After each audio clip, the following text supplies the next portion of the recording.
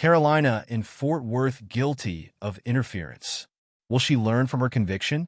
Ron Durbin to sue everyone.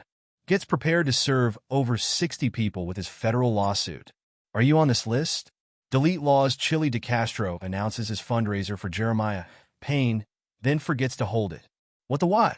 All this and more on this edition of Auditing Insanity.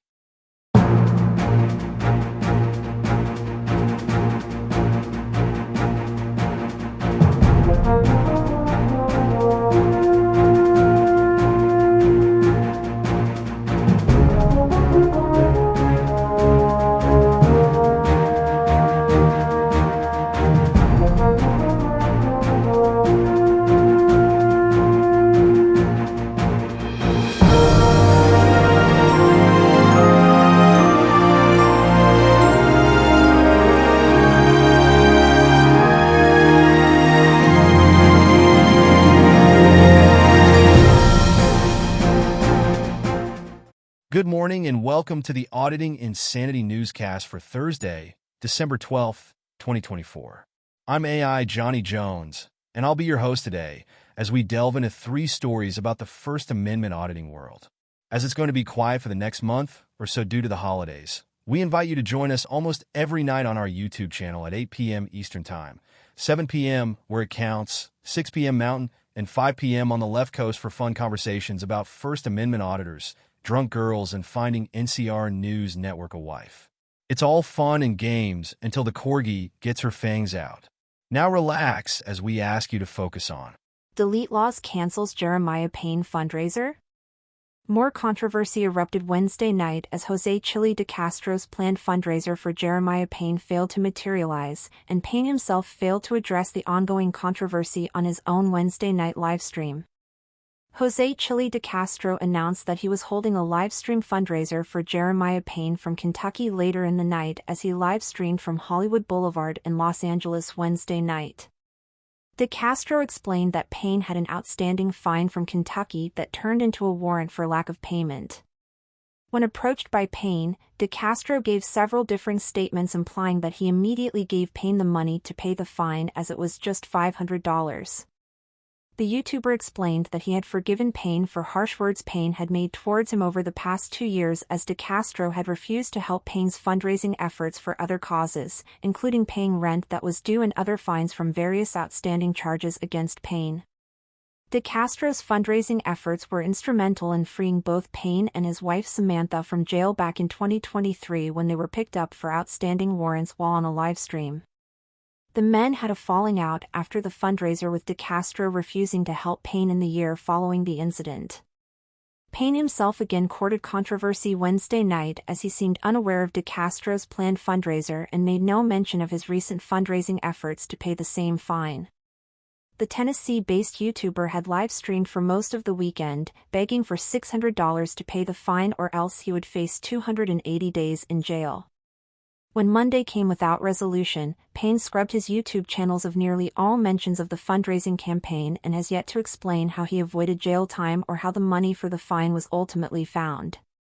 DeCastro himself seemed to have no grasp on the events, calling Payne a man from Kentucky when Payne has resided in Tennessee for nearly the past year.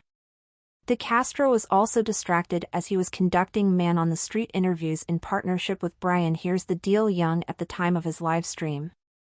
Both DeCastro and Young were asking people in the area about their knowledge of the Constitution and the Bill of Rights. At one point, DeCastro needed to avoid a large homeless man dressed in shorts and a suit jacket who angrily demanded money from him. After the scare, DeCastro regrouped with Young and prematurely ended his livestream.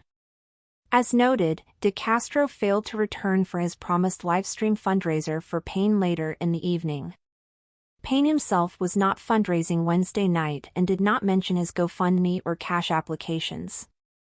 Payne's GoFundMe fund saw no donations for Wednesday as the market itself saw goose eggs across the board with no new donations taken in for any of the campaigns we follow.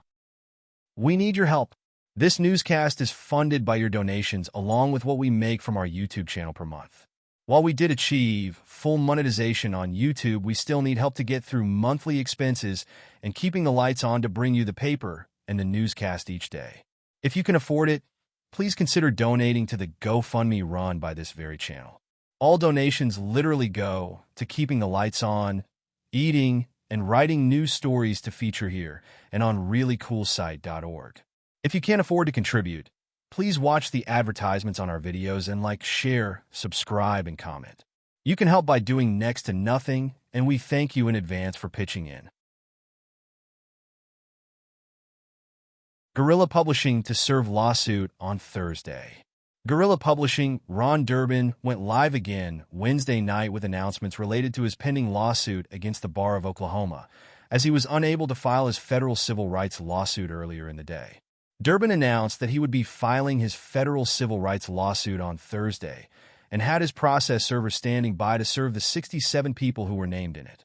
He had planned to live stream all day on Thursday to film the service of each person on the list.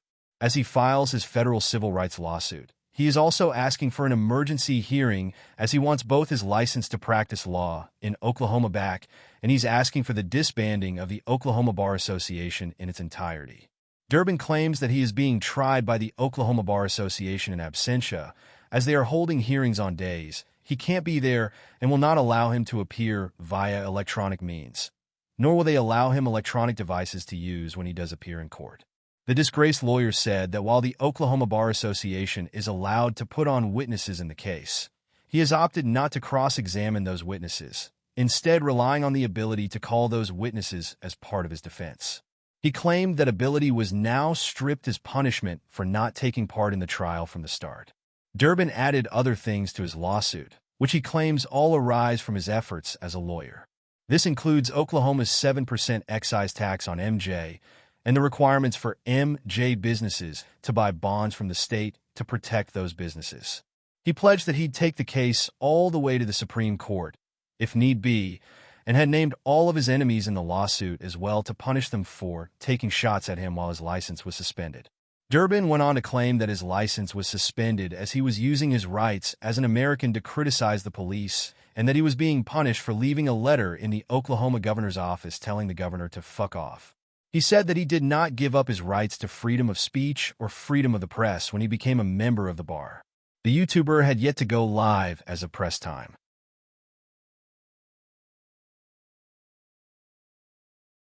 Carolina and Fort Worth guilty of interference. According to YouTuber BZ Watchdog, Carolina and Fort Worth, Rodriguez was found guilty of interference with government duties on Wednesday in a trial stemming from a controversial incident in June of this year. Rodriguez was originally charged with false alarm or report, interference with public duties, resisting arrest, search, or transport, and evading arrest detention from the incident, where she entered a crime scene and briefly refused to leave before being taken to the ground by police, resulting in extensive injuries to her face and arm. There was controversy as two videos of the scene were released, one showing an officer taking Rodriguez down with what appeared to be extreme force, the other showing Rodriguez pulling away and moving forward as she was being taken down.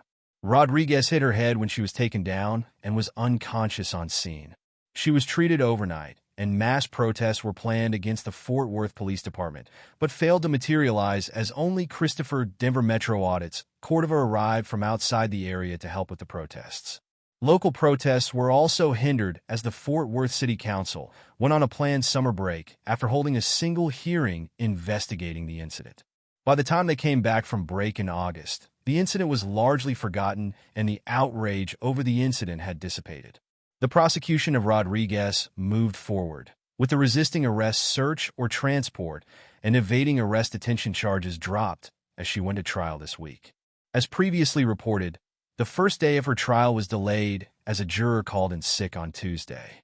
As BZ Watchdog reported on Tuesday, First Amendment auditors Joe Cool, Harvey Freebird, and Manuel Mata were on scene and attempted to disrupt the first day of the trial.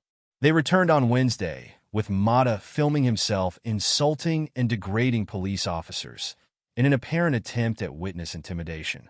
Wednesday's trial saw the same juror fail to appear due to illness, and a second juror was unable to appear due to a family issue, and a mistrial was declared.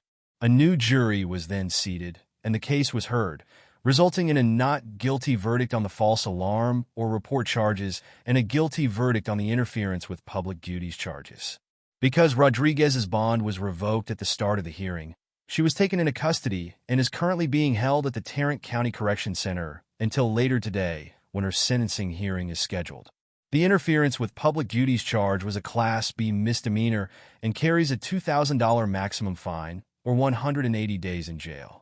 According to BZ Watchdog's reporting, Rodriguez is facing probation in the case and no jail time is expected. Rodriguez's sentencing hearing is scheduled for 9 a.m. local time on Thursday.